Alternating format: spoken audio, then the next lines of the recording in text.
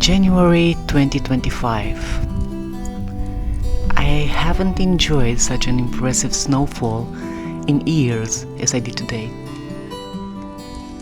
Due to the orange weather alert, we were allowed to work from home, so there was no hassle traveling through the snow.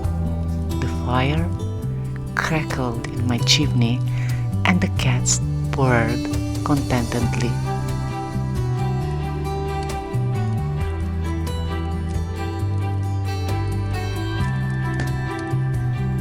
And yes, it was a blessed day.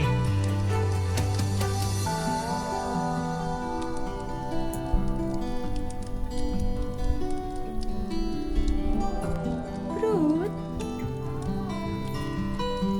Oh, chill and relax? Do you want?